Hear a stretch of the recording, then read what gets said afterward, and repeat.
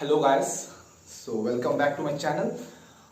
हम लोग क्या पढ़ रहे थे बेटा? हम लोग तरंग प्रकाशिकी के 2 लेक्चर पढ़ चुके थे। हमने तरंगार के बारे में पढ़ा था और हमने किसके बारे में पढ़ा था बेटा? इसके पहले हमने पढ़ा था हाइगन के सिद्धांत के बारे में, ठीक है। और मैंने बताया था हाइगन के सिद्धांत के सहायता से आप अपवर्तन, परावर्तन, व्यतिकरण, इन सबों की व्याख्या कर सकते हैं, इनके नियमों की पुष्टि कर सकते हैं, ठीक है। तो आज का हमारा पहला टॉपिक क्या है? आज का हमारा टॉपिक है हाइगन के तरंग सिद्धांत की सहायता से प्रकाश के परावर्तन की व्याख्या, ठीक है। तो जितने भी बालक और बालिकाएं आप लोग इस टॉपिक को देख रहे हो, ये थोड़ा कॉन्सेप्चुअल टॉपिक है, ठीक है, लोगों को समझ में नहीं आता। तो जब तक आपके खून में ये घुसेगा नहीं तब तक हम इसको छोड़ेंगे नहीं, ठीक है। तो आइए शुरू करते हैं। तो उसके पहले तो रिकॉल कर लेते हैं किसको? हाइगन के सिद्धांत को। हाइगन ने क्या बताया था? हाइगन ने बताया था कि अगर कोई तरंगार्क बन रहा है तो तरंगार्क पर उपस्थित प्रत्येक बिंदु काम करता है कैसा? एक तरंग स्रोत, प्रकाश स्रोत के भांति उसके ऊपर द्वितीय तरंगिकाएं बनती है, जिसके लिए हम छोटे छोटे चाप खींचते हैं, ठीक है। और द्वितीय तरंगिकाओं को बाह्य स्पर्श करने वाला जो पृष्ठ होता है, उस पृष्ठ को एक नया तरंगार्क कहा जाता है। इसी कॉन्सेप्ट, इसी सिद्धांत के सहायता से आज हम परावर्तन की व्याख्या करेंगे, ठीक है। इसके पहले आप एक बात को समझ लीजिए। अगर कोई तरंगार्क बनता है तो तरंगार्क का पृष्ठ प्रकाश की किरणों के लंबवत होता है, ठीक है। अगर कोई भी प्रकाश किरण अनंत से आ रही है तो अनंत से आने वाली प्रकाश किरणों को समांतर माना जाता है, और समांतर आने वाली प्रकाश किरणों के कारण हमने तरंगार्क के प्रकार में बोला था कि समांतर आने वाली प्रकाश किरणों के कारण जो भी तरंगार्क बनता है वो एक समतल होता है। जो पृष्ठ जो भी समतल बनता है वो आने वाली प्रकाश किरणों के क्या होते हैं बेटा? लंबवत होती है, ठीक है। तो देखिए लीजिए, 2 प्रकाश किरणें आ रही है, 2 प्रकाश किरणें आ रही है। लेट सपोज इस माध्यम में इन प्रकाश किरणों का जो वेग है वो है v, माध्यम से में, तो प्रकाश किरणों का जो वेग होगा वो भी समान होगा। तो इसका भी v और इसका भी कितना बेटा? v। हम यहां से स्टडी करना चालू करेंगे, इसीलिए जब ये किरण आके इस परावर्तनीय सतह, ये क्या सतह है बेटा? परावर्तन, या परावर्तनीय सतह, यहां से परावर्तन होने वाला है, इस परावर्तनीय सतह में टकराती है। इस समय हम समय को 0 मान लेते हैं, t बराबर 0। इस समय ये प्रकाश किरण यहां तक पहुंची है, ये जो प्रकाश किरण आने वाली है, अनंत से आ रही है, तो यहां तक पहुंची है। अगर आप इस समय, इस क्षण के लिए आप तरंगार्क बनाएंगे तो कैसा बनेगा बेटा? जो तरंगार्क बनेगा, इस प्रकाश किरणों कैसे बनेगा? लंबवत। जो तरंगार्क का समतल होता है प्रकाश किरणों के लंबवत होता है, तो वो यहां पे बनेगा। देखिए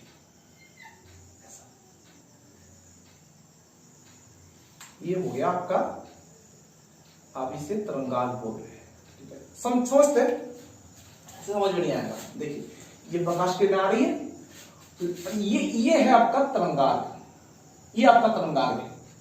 ये प्रकाश किरण आके टकरा रही है इसके लंबवत, देखिए इस पृष्ठ के ऊपर आके लंबवत टकरा रही है, इस पृष्ठ को क्या बोलेंगे?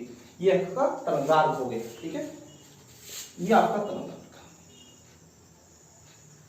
तो इसको हम पॉइंट ए बोल देते हैं, इसको पॉइंट बी, 2 पॉइंट, इन पॉइंटों का नाम दे दें। अब हाइगन के सिद्धांत ने क्या बताया?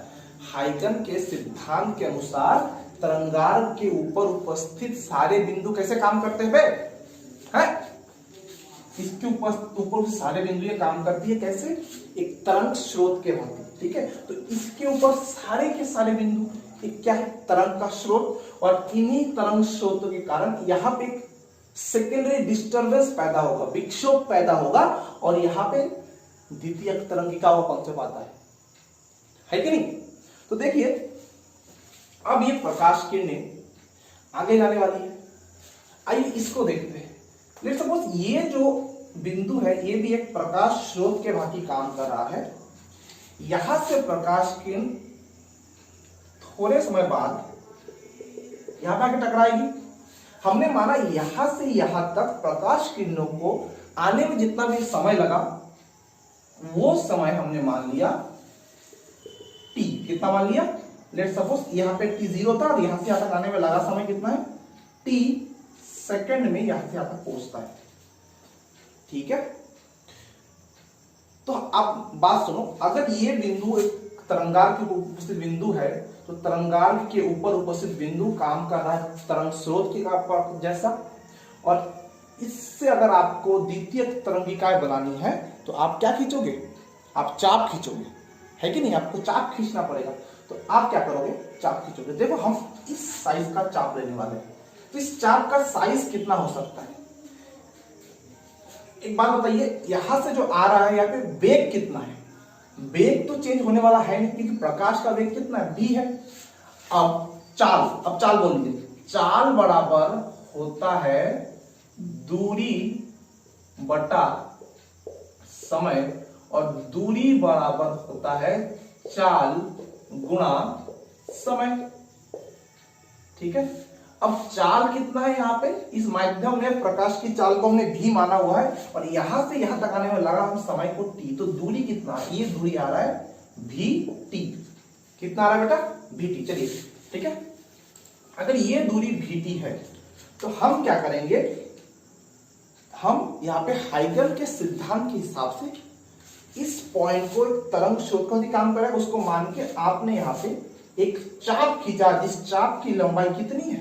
vt। अगर किसी ने भी मेरा इसके पहले का लेक्चर नहीं देखा है वो जाके उन लेक्चर को देख। ये आपने एक चाप खींचा, अब t सेकेंड बाद ये यहां तक पहुंच चुका है। ये जो प्रकाश किरण t बराबर 0 पे यहां पे था और ये वाला यहां पे था, आफ्टर t सेकेंड ये प्रकाश किरण यहां तक पहुंची है। तो इसको इस प्रकाश किरण में क्या होगा? इस प्रकाश किरण में t सेकेंड बाद ये कहा जाएगा, इसमें होगा परावर्तन। परावर्तन होने के बाद ये यहां से यहां जा जाएगा। ठीक है, कैसे? चलिए हम क्या करेंगे, अगर प्रकाश किरणों का वेग समान है और ये वाली प्रकाश किरण t सेकेंड के बाद यहां से यहां तक चली है, तो ये प्रकाश किरण भी तो t सेकेंड के बाद इतनी दूरी ही चलेगी, है कि नहीं? ये वाली प्रकाश किरण अगर vt चली है, ये वाली भी तो vt चलेगी। हम इस बिंदु को एक प्रकाश स्रोत के भांति मान के यहां पे हमें क्या खींचेंगे? दूसरा चाप खींचेंगे। यही तो कॉन्सेप्ट था द्वितीय तरंगिकाओं का। और ये प्रकाश किरण यहां से परावर्तित होकर जा रही है, देखिए जा रही है। तो ये जो दूरी आया डॉट डॉट वाला, ये देखिए ये दूरी कितना है? ये दूरी भी तो vt है। तो ये प्रकाश किरण t सेकेंड में यहां तक vt तय किया है, ये भी तो vt तय करेगा, क्योंकि माध्यम से में वेग समान है, समय समान है, तो चलिए दूरी भी क्या होगी? समान। ठीक है, ये बन चुका है आपका। अगर आपको यहां पे दूसरा तरंगार्क बनाना है, कॉन्सेप्ट क्या है? द्वितीय तरंगिकाओं को बाह्य स्पर्श करने वाला जो पृष्ठ होता है वही एक नया तरंगार्क होता है। तो यहां पे द्वितीय तरंगिकाओं के लिए आपने जो चाप खींचा है, इन चापों को बाह्य स्पर्श कौन कर रहा है? ये देखिए, इन चापों को ये कर रहा है बाह्य स्पर्श, ये वाला। तो मतलब इसको हम क्या बोलेंगे? नया तरंगार्क। यहां पे हो रहा है परावर्तन, है ना? यहां पे हो क्या रहा है? परावर्तन हो रहा है। तो ये है आपतित तरंगार्क, परावर्तित तरंगार्क। ठीक है बच्चा, इसको मिला लेते हैं। अब इन दोनों की लंबाई जो है vt और vt हो चुकी, इसके बाद vt इसको vt। ठीक है, अब मुझे नया और एक कॉन्सेप्ट है। मैंने क्या बताया था कि तरंगार्क और प्रकाश किरणों के बीच का जो कोण है वो कितना होता है? वो होता है 90 डिग्री। तो ये प्रकाश किरण है और ये तरंगार्क है। इस तरंगार्क और इसके बीच का कोण कितना होगा? ये होगा 90। उसी तरह ये भी एक क्या है? एक प्रकाश किरण जा रही है, ठीक है बेटा, जा रही है, और ये एक तरंगार्घ है, तो प्रकाश किरण और तरंगार्घ के बीच का कोण हो गया 90 डिग्री। चलिए ठीक है बेटा, अब आगे चलते हैं। इस पॉइंट का अब नाम क्या बोलते, इसको आप निकाल दीजिए, आप इससे जरूरत नहीं है। इस पॉइंट का नाम हमने बोल दिया B1। इस पॉइंट को लेट सपोज हमने मान लिया Q, अब कुछ भी मान सकते हो, ABCDPQ कुछ भी मान लो। अब हम क्या बनाएंगे, अब आगे देखिए, ये जो पहली किरण थी आपकी टकराई थी, तो यहां पे हम एक बना लेते हैं अभिलंब। ठीक बच्चा, अभिलंब है तो इसको हम एन से दिखाते हैं, इंग्लिश में इसको नॉर्मल बोला जाता है। तो अभिलंब के साथ जो कोण आपतित किरण बनाती है उसे क्या बोला जाता है बेटा, आई। करेक्ट है, उसे क्या बोला जाता है, आई बोला जाता है। अब थोड़ा टेढ़ा सा हो गया है, अभिलंब जो है 90 डिग्री बनाएगा।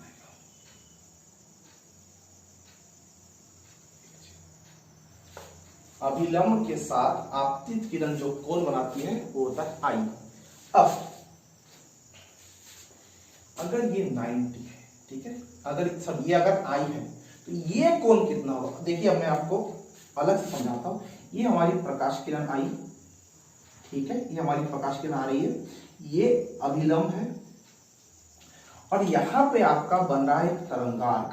तो बेटा अगर आप इसको आई बोल रहे हो तो तरंगार्घ के साथ कोई प्रकाश किरण कितनी कोण बनाती है, 90 डिग्री।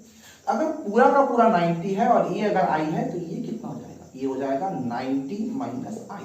तो ये जो एंगल हमारा आ रहा है ये कितना आ रहा है, 90 माइनस आई। ठीक है बच्चा, हमें अब इस कोण को निकालना है। तो ध्यान से देखो, एक समतल है और एक अभिलंब है, एक अभिलंब है और यहां पे ये तरंगार्घ, इस वाले कोण का मान है 90 माइनस आई। अब मुझे बताओ, अभिलंब समतल के साथ कितना कोण बनाता है, 90 डिग्री। यहां पे भी तो ये 90 है, ये पूरा का पूरा कितना है, 90, पूरा का पूरा 90 है, ये 90 माइनस आई है, तो ये कितना होगा, ये होगा आई। अब दोनों को जोड़िए, आई प्लस 90 माइनस आई, अपने आप कितना आएगा, 90 आएगा। मतलब अगर ये 90 माइनस आई है तो ससुर ए वाला कोण क्या होगा, ई वाला कोण होगा आई। समझ में आ रहा है। चलिए इसी तरह इधर से भी हम निकालेंगे, ठीक है, यहां पे आ जाइए। ये जो किरण आई, ये भी टकरा के इधर जाएगी। यहां पे भी हम एक क्या बना लेंगे बेटा, यहां पे भी हम एक अभिलंब बना लेंगे। अभिलंब के साथ परावर्तित किरण, अभिलंब के साथ परावर्तित किरण जितना कोण बनाती है उसे दिखाया जाता है किससे, आर से। सोचिए अगर ये आर है, इसके जैसा ये वाला क्या होगा, ये वाला होगा 90 माइनस आर। अब ये जो अभिलंब है ये पूरा का पूरा कोण कितना बनाता है, 90 बनाता है। ये जो कोण है इसका मान है 90 माइनस आर, तो ये कोण कितना होगा, आर। सिमिलर, तो ये जो कोण आ रहा है बेटा, ये पूरा कोण कितना आ रहा है, आर आ रहा है। ठीक है, हमारा जो है डायग्राम अभी रेडी हो चुका है। अब हमें यहां पे परावर्तन के नियमों का व्याख्या करना है। परावर्तन का नियम क्या था, किसी भी परावर्तनीय सतह पे अगर प्रकाश किरण आपतित हो रही है तो आपतित कोण का मान परावर्तित कोण के बराबर होता है, तथा आपतित किरण, परावर्तित किरण और अभिलंब एक ही समतल पे होता है। तो पहला नियम सबसे मेन है, जिसमें हमको दिखाना है कि आई और आर क्या होता है बेटा, बराबर। ठीक है, तो देखिए यहां पे आई और आर को हमको बराबर दिखाना है। ठीक है, अब देखिए हम दो त्रिभुज की मदद से इसको निकालेंगे। ठीक है, सबसे पहले आप देखिए त्रिभुज ए बी, ये रहा आपका ए, ये रहा आपका बी, ये रहा आपका B1, त्रिभुज ए बी B1। तथा त्रिभुज AQB1 में, इन दो त्रिभुजों को हम निकाल रहे हैं। ठीक है, देखिए मैं अलग से इनको बाहर निकालता। ये आपका एक त्रिभुज है, यहां पे 90 डिग्री है, ये A है, ये B है, और ये हो गया आपका B, सॉरी, और ये कोण जो है ये I है, ये वाला कोण। ठीक है, दूसरा जो कोण है वो कोण कौन सा है बेटा? ये वाला कोण। ये Q है, ये A है, ये B1 है, ये कोण है 90 डिग्री, ये कोण है R। आपको I और R को इक्वल दिखाना है।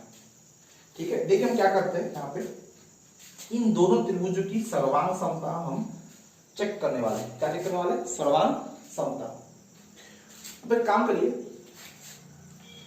इन त्रिभुजों को देखिए, इस त्रिभुज में इधर भी एक 90, इधर भी एक 90, तो क्या हम लिख सकते हैं? कोण ABB1 बराबर कोण AQB1 प्रत्येक 90 डिग्री। दूसरा क्या है बेटा? दूसरा है ये, देखिए ये और ये, इसमें क्या है बेटा? उभयनिष्ठ। ये और इसमें उभयनिष्ठ, तो हम लिखेंगे AB1 बराबर AB1, ये हो गया उभयनिष्ठ भुजा। तीसरा क्या बराबर है? अगर तीन चीज कभी भी दो त्रिभुज में बराबर है तो दोनों के दोनों त्रिभुज होते हैं सर्वांग सम। देखिए ये जो BB1 है इसका मान है VT, तथा ये जो है AQ इसका मान भी है VT। तो क्या हम लिख सकते हैं यहाँ पे BB1 बराबर AQ। ठीक है, प्रत्येक क्या है? प्रत्येक का मान क्या है? VT। तीन चीज समान आ चुके हैं, तो क्या हम बोल सकते हैं त्रिभुज ABB1, त्रिभुज ABB1 सर्वांग सम त्रिभुज AQB1। तीन चीज बड़ा हो चुके है ना। और इस सर्वांग समता को क्या कहा जाता है बेटा? देखिए यहाँ पे एक है 90 डिग्री दोनों में, तो ये सर्वांग समता को कहा जाता है बेटा समकोण कर्ण भुजा। समकोण कर्ण भुजा सर्वांग समता से।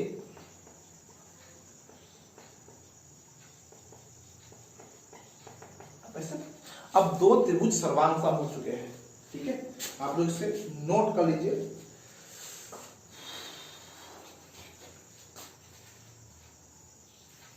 अरे ओ बेटा जी, चलिए डाल इसको। चलिए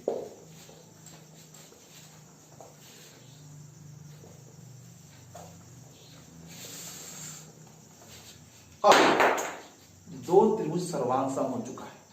ठीक है, अगर दोनों त्रिभुज सर्वांग सम है, मैंने मिटा दिया था, फिर से बना देता हूं।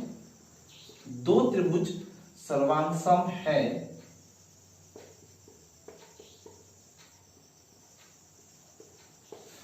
अगर ये दोनों सर्वांग सम है तो क्या हम बोल सकते हैं इनके संगत कोण बराबर होंगे? यही तो नियम था। तो हम यहां पे लिखेंगे दोनों त्रिभुज सर्वांग सम है, इसीलिए इनके संगत कोण बराबर है। संगत कोण क्या है? I और R संगत कोण है। देखिए I के सामने VT है, R के सामने VT है, तो ये दोनों क्या है? संगत कोण, इसलिए हम कोण I बराबर कोण R लिखते हैं। और यही परावर्तन के प्रथम नियम की व्याख्या होगी। क्या लिख देंगे? सर्वांग सम त्रिभुजों की संगत कोण। अब यहां तक लिखिए, और ये हमारा परावर्तन का प्रथम नियम साबित हो चुका है। ठीक है, चलिए इसके बाद द्वितीय नियम क्या था? परावर्तित किरण, आपतित किरण और अभिलंब एक ही पृष्ठ पे होता है। इसके लिए कोई भी न्यूमेरिकल करने की जरूरत नहीं है। आइए थ्योरेटिकल समझते हैं। देखिए यहाँ पे तीन चीज है। एक ये समतल है जो कि इस अब इस बोर्ड को, ये जो बोर्ड है, इस बोर्ड को आप अपना आप जिस कॉपी में लिख रहे हैं आप अपनी उस कॉपी को ले लीजिए, मैं इस बोर्ड को ले लेता हूँ। इस बोर्ड के ऊपर ये समतल क्या है, इसका लंबवत है, ये समतल इसका लंबवत है, ये तरंगार्क भी बोर्ड के लंबवत है और अभिलंब भी क्या है बेटा, लंबवत। देखिए अभिलंब भी बोर्ड के लंबवत, तरंगार्क भी बोर्ड के लंबवत और ये जो सतह है ये भी इसके बोर्ड के लंबवत। ठीक है, तो हम क्या लिख सकते हैं, AB1, ठीक है, और अभिलंब का नाम क्या है, A1। ये तीनों क्या है, ये तीनों के तीनों बोर्ड के लंबवत। आप यहाँ पे नोटबुक या फिर पेपर लिख सकते हैं, पेपर के लंबवत है, आपको कॉपी है, मेरा तो बोर्ड है, यहाँ पे लंबवत है। अब देखिए ये तीनों बोर्ड के लंबवत है और ये जो किरण आ रही है, ठीक है, ये जो किरण, इसको P मान लीजिए, ये किरण का नाम क्या है, PA। हमारा जो किरण PA है ये लंबवत किसके है, इस तरंगार्क के, है कि नहीं। उसके बाद ये जो आपकी परावर्तित किरण है, ठीक है, तो R लिख देते हैं। परावर्तित किरण कौन सी है बेटा, B1R। ये लंबवत किसके बेटा, इस तरंगार्क के। तरंगार्क का नाम क्या है बेटा, QB1। हो गया। अब देखिए ये जो आने वाली किरण है ये इस तरंगार्क के लंबवत है, ये जो परावर्तित किरण है इस तरंगार्क के लंबवत है, ठीक है, और ये जो तरंगार्क है ये बोर्ड के लंबवत है। तो उल्टा करिए, देखिए तरंगार्क बोर्ड के लंबवत है और उसके ऊपर जो आपतित और परावर्तित किरण है वो तरंगार्क के लंबवत से उल्टा, तरंगार्क बोर्ड के लंबवत और आपतित और परावर्तित किरण तरंगार्क के लंबवत, उल्टा जाइए तो अपने आप सबके सब चीज कहां पे जाएंगे, इसी बोर्ड पे। तो हम बोल सकते हैं कि आपतित परावर्तित किरण और अभिलंब एक ही समतल पे, ठीक है। यहां पे हमारा परावर्तन का व्याख्या का समाप्त हो जाता है।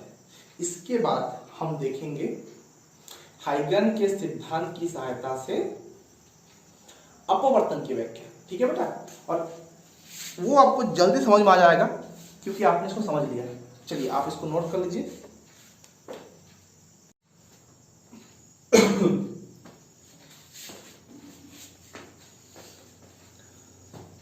चलिए हमारा भी परावर्तन का व्याख्या हो चुका है, ठीक है। तो अब हम क्या करेंगे, हाइगन के सिद्धांत की सहायता से अपवर्तन की व्याख्या करेंगे। तो सेम चीज, प्रकाश किरणें अनंत से आ रही है और वो समांतर है, तो ये दो किरणें, प्रकाश किरणें अनंत से आ रही है, ये समांतर बनाया गया है। लेकिन यहाँ पे इसके पहले पृष्ठ को हमने क्या लिया था, परावर्तनीय पृष्ठ। यहाँ पे हम दो माध्यम लेंगे, ऊपर एक विरल माध्यम, नीचे क्या है, सघन माध्यम। आपको मैं एक चीज याद दिला दूं, जब भी प्रकाश किरण विरल से सघन माध्यम की तरफ जाती है तो प्रकाश की किरण जो है वो अभिलंब की तरफ थोड़ी सी झुक जाती है, ठीक है। अब देखिए दो माध्यम है, एक विरल है एक सघन है। अब क्या है, अपवर्तन की परिभाषा से हम बोल सकते हैं कि विरल माध्यम में प्रकाश का वेग क्या होता है बेटा, ज्यादा। विरल माध्यम में प्रकाश का वेग ज्यादा होता है और सघन माध्यम में प्रकाश का वेग कम होता है। तो विरल माध्यम में हमने, इस माध्यम में प्रकाश का वेग को हमने क्या मान लिया, v1, और सघन माध्यम में हमने मान लिया प्रकाश का वेग जो है वो v2 है, ठीक है। ये जो किरणें हैं अभी कौन से माध्यम में, विरल माध्यम में है। तो अभी इन दोनों प्रकाश किरणों का वेग कितना है, v1 एंड v1। अब ये प्रकाश किरणें आ रही है, हम स्टडी करना चालू करते हैं यहाँ पे। तो यहाँ पे कितना समय मानेंगे बेटा, समय मान लेंगे शून्य समय पर। इस क्षण पर यहाँ पे जो तरंगार्क बनेगा, ये रहा तरंगार्क बन चुका है और ये तरंगार्क इन आने वाली प्रकाश किरणों के क्या है बेटा, लंबवत, ठीक है। अब इसके बाद ये जो प्रकाश किरणें हैं आगे चलेंगी। इस बार परावर्तन नहीं अपवर्तन होने वाला है। तो अपवर्तन के लिए इस पृष्ठ पर देखिए ये हमने क्या बना लिया, एक अभिलंब, ठीक है। और अभिलंब के साथ आपतित किरण जो कोण बनाते हैं उसे आपतन कोण आई से दर्शाया जाता है। क्या देखोगे, अब ये तरंगार्ग है, ये रहा तरंगार्ग और ये प्रकाश किरणें आके टकरा रही है एक लंबवत, और तरंगार्ग के ऊपर उपस्थित सारे बिंदु एक ऐसी काम करती है, एक तरंग स्रोत के भांति हाइगन के सिद्धांत से ही पर। इसके बाद आती है द्वितीय तरंगिकाओं का सिद्धांत, दूसरा सिद्धांत जो हाइगन जी ने दिया था, ठीक है। उन्होंने क्या बोला, अब वो द्वितीय तरंगिकाओं की रचना के लिए चाप खींचते हैं। तो बेटा लेट सपोज ये जो किरण है यहां से यहां तक पहुंचने में इसको लगता है 30 सेकेंड। कितना टाइम लगता है? 30 सेकेंड। तो यहां से यहां तक की दूरी वेग कितना है? v1। तो इसको हम vt बोलेंगे नहीं, इसको हम v1t बोलेंगे। यहां की इसकी दूरी कितनी हो चुकी है? v1t, ठीक है। अब ये यहां से यहां तक पहुंच चुका है 30 सेकेंड के बाद। ये जो दूरी है वो है vt। आप इस पॉइंट का नाम दे दो v1। तो प्रकाश किरणें 0 समय पे यहां पे थी, ये प्रकाश किरण यहां से यहां आ गया, अब ये भी तो आगे बढ़ेगा। यहां पे इस पॉइंट में इस प्रकाश किरण क्या होने वाला है? अपवर्तन। और अपवर्तन होगा माध्यम अगर ये चेंज कर रहा है तो यहाँ पे होने वाला है इसके मार्ग में परिवर्तन, ये थोड़ी सी अभिलंब की तरफ झुक जाएगी। इतना सबको पता है। इसी कॉन्सेप्ट के सहायता से हम खींचने वाले हैं चाप। अगर हम इस स्रोत को, इस बिंदु स्रोत को के लिए चाप खींचते, क्या खींचते? चाप। तो कहां पे? यहां पे चाप खींचते, और इस चाप की लंबाई क्या होती? vt। क्या होती बेटा? vt, correct. देखिए इस चाप, उसी तरह हम इसके लिए भी खींचेंगे। तो लेट्स, ये हमने चाप खींचा, ठीक है, चलो ये आपने चाप खींच दिया। अब इस चाप की लंबाई कितनी होगी बेटा? सुनो ध्यान से, यहाँ पे थोड़ी गलती हो सकती है, कंफ्यूजन वाला मैटर है। इस माध्यम में वेग, इस माध्यम में चाल कितना है? v1। इस माध्यम में प्रकाश की चाल है v1। इस माध्यम में प्रकाश की चाल कितनी है? v2। v2 जो है सघन माध्यम में प्रकाश की चाल है, तो हम क्या बोल सकते हैं? v2 का मान कम होगा v1 से। तो अगर समान समय के लिए प्रकाश चलती है, ये भी t सेकंड के लिए, ये भी t सेकंड के लिए, लेकिन वेग तो इसका ज्यादा है तो ये ज्यादा चलेगा, ये कम चलेगा, तो इसकी लंबाई इस लंबाई से क्या होगी? कम, क्योंकि वेग कम है। तो इस दूरी को हम दिखाते हैं v2t से। दोनों चाप आ चुके हैं। अब चाप आने के बाद हाइगन के सिद्धांत से अगर हम इन दोनों चापों को बाह्य स्पर्श द्वितीय तरंगिकाएं बनेगी ना, यहाँ पे गोल गोल, पूरा नहीं बनाएंगे हम, तो चित्र कैसे बनेगा? तो इनको बाह्य स्पर्श करने वाला जो पृष्ठ है उसे कहा जाता है दूसरा तरंगार्ग। बन गया बेटा? तरंगार्ग आपका रेडी है, ठीक है। ये पहला तरंगार्ग, ये दूसरा तरंगार्ग। अब देखिए तरंगार्ग के साथ प्रकाश किरणें कितनी डिग्री का कोण बनाती है? 90। प्रकाश किरण तो ये भी है, तो ये कोण भी कितना है बेटा? 90। चलिए अब हम थोड़ा एंगल को दर्शा देते हैं। अगर ये कोण आई है तो ये कितना होगा? 90 माइनस आई, और ये हो जाएगा कोण आई, ठीक है। और ये हो गया आपतन कोण, तो इस कोण को बोला जाता है परावर्तन कोण। सिमिलरली इस साइड में भी यही होगा। ये आपका अभिलंब बन चुका है ना? अभिलंब के साथ जो परावर्तित किरण होगी वो थोड़ी झुक जाएगी।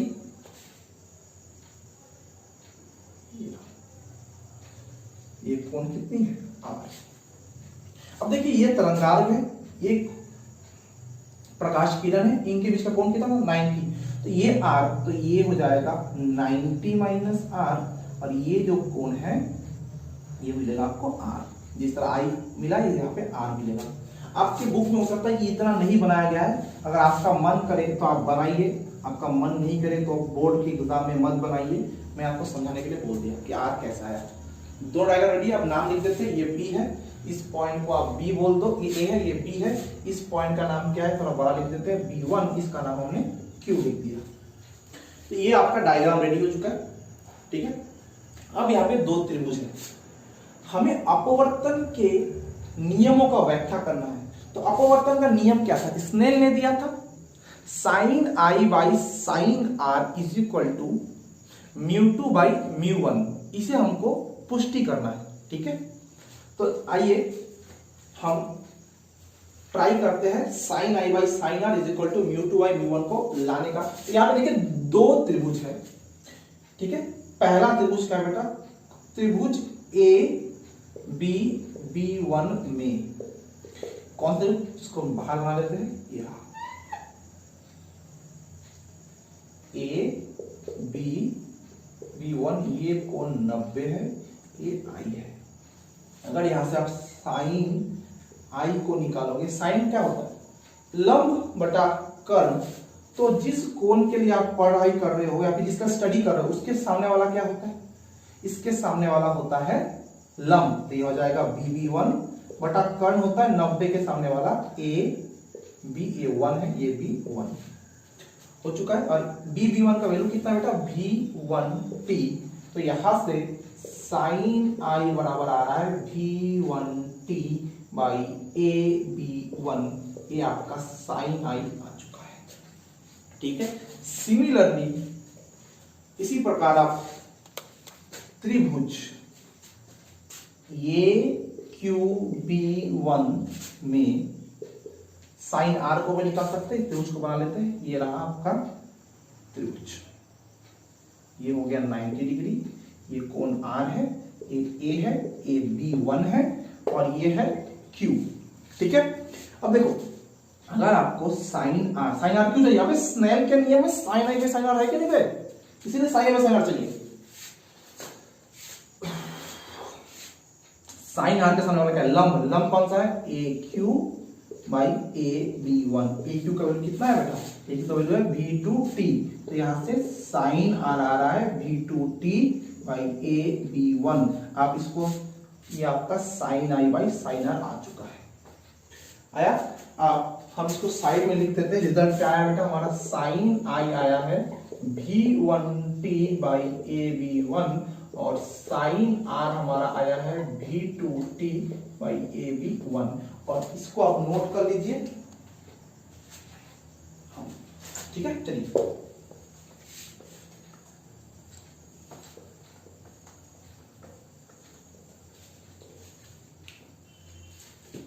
अब देखिए, अब हम sine i by sine r को निकालने वाले हैं, तो हम निकाले sine i by sine r, ठीक है। अब साइन आई क्या है बेटा VT बाई AB1 बटा साइन आर क्या है V2t बाई AB1, देखिए AB1 तो कहीं नीचे कट जाएगा, है ना। तो आपका मिल क्या है sine i by sine r बराबर V1t बाई V2t, अब TT भी कट जाएगा तो बराबर क्या आने वाला है, ये TT कट जाएगा और sine i by sine r आ रहा है आपका V1 बाई V2, तो आपका रिजल्ट क्या आ रहा है sine i by sine r बराबर V1 बाई V2। अब हमको स्नेल का नियम को लाके दिखाना है, ठीक है। तो देखिए हम क्या कर रहे हैं, हम तो अपवर्तन की परिभाषा से याद करते हैं। अपवर्तन क्या है, दो माध्यम है, एक विरल माध्यम एक सघन माध्यम। इस विरल माध्यम का अपवर्तनांक है μ1 और सघन माध्यम का अपवर्तनांक है μ2, ठीक है। तो μ1, अगर आप μ1 को निकालेंगे, अपवर्तनांक क्या होगा बेटा, प्रकाश की चाल निर्वात में बटा प्रकाश की चाल माध्यम में। तो प्रकाश की चाल निर्वात में c मानते हैं और प्रकाश की चाल इस विरल माध्यम में क्या है v1। उसी तरह अगर आप μ2 को निकालें, प्रकाश की चाल निर्वात में बटा प्रकाश की चाल इस माध्यम में v2 है। अगर यहां से आप v1 बाई v2 को निकालना चाहते हो तो देखिए हम क्या कर रहे हैं, यहां से हम μ1 बाई μ2 को निकाल लेते हैं, c by v1 c by v2, यहां से c कट जाएगा और μ1 बाई μ2 आने वाला है क्या बेटा, v2 बाई v1। आप इसको उल्टा कर लीजिए और आपको मिल जाएगा μ2 बाई μ1 बराबर v1 बाई v2। तो हमारा ये रिजल्ट आ रहा है। रिजल्ट क्या आ रहा है, और एक रिजल्ट आ रहा है μ2 बाई μ1 बराबर v1 बाई v2। एक अपवर्तनांक की परिभाषा से। ठीक है, चलिए आप लोग नोट कर लीजिए। ओ बेटा जी, अरे ओ बेटा जी तू नोट कर ले रे। अब देखिए ये दो समीकरण आ चुकी है ना, इन दोनों समीकरण को मिलाइए। ये भी v1 बाई v2, ये भी v1 v2, मतलब ये दोनों भी क्या होंगे बराबर। तो क्या हम लिख सकते हैं sine i by sine r बराबर μ2 बाई μ1। और μ2 बाई μ1 क्या लिखा जाता है बेटा, sine i by sine r बराबर 1 μ2। तो ये जो दोनों लाइनें आई है, ये जो दो समीकरण आई है, यही तो स्नेल का नियम है, यही तो स्नेल का अपवर्तन का नियम है। सिद्ध हो गया बेटा। चलिए, अगर आप बोर्ड का एग्जाम दे रहे हो, मैं आपको सजेस्ट करूंगा आप जिस भी बोर्ड से हो, सीबीएसई बोर्ड से हो, आप सीजी बोर्ड से हो, वैसे तो हम सीजी वाले हैं, छत्तीसगढ़िया सबसे बढ़िया, तो आप किसी भी बोर्ड से हो, सब बुक आपको यही मिलेगा। आप बस थोड़ा सा थ्योरी आप इसमें जोड़ लीजिए अपने बुक में पढ़ के, बाकी ये सफिशियंट है। इससे ज्यादा आपको ना समझना पड़ेगा ना लिखना पड़ेगा, आप बस थोड़ा थ्योरी लिख लीजिएगा। ठीक है, चलिए बेटा मिलते हैं नेक्स्ट वीडियो में। तब तक पढ़ाई करते लीजिए और मन लगा के पढ़ाई करिए। ठीक है, चलिए धन्यवाद एंड गुड लक।